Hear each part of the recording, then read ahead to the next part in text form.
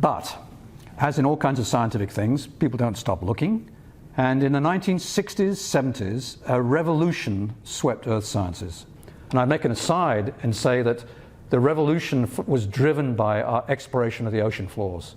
Geologists put all their data they'd been gathering on the nature of the floor of the oceans together in the 1960s. That was fundamentally based on looking at the ocean floor, looking at the distribution of earthquakes around on the Earth's surface.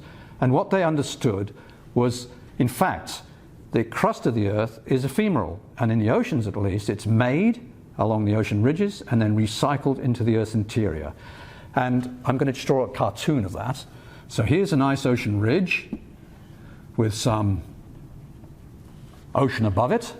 We're making new crust, letting the mantle decompress, make new crust. That ocean crust can be taken, and I've made a very compressed view of this, to a deep sea trench. And here we have another volcano. This would be a ring of fire type volcano.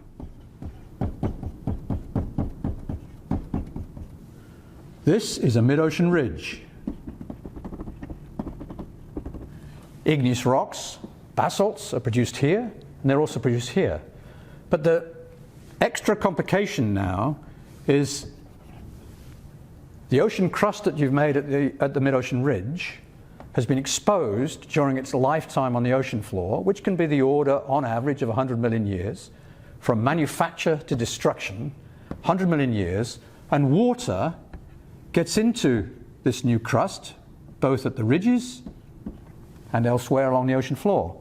So suddenly we've got a complication in terms of, the oceans and atmospheres are a one-way trip through degassing of the Earth's interior, and once they're out at the Earth's surface, they never do anything else. They just do their own little cycles at the Earth's surface.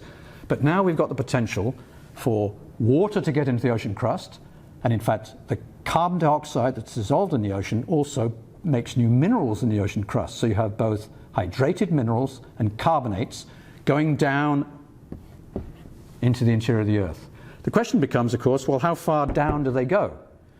Some of them get released. So now we've got water and carbon dioxide being released into this part of the Earth's mantle overlying the subducted plate.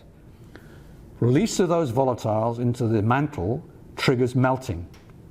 You make new magma here. You've made magma here. You're now making another kind of magma here with a lot of dissolved volatiles in it. You take that magma to the Earth's surface, the gases that are dissolved in the magma, which ultimately come from the oceans, get released when you depressurize the magma. And of course those gases go up in the atmosphere and come back down again. Well, what I've described for you here is the grand cycle of volatiles on the Earth. And it's no longer a one-way trip. What comes out here can go back in. And as I said, we don't know how far down it goes.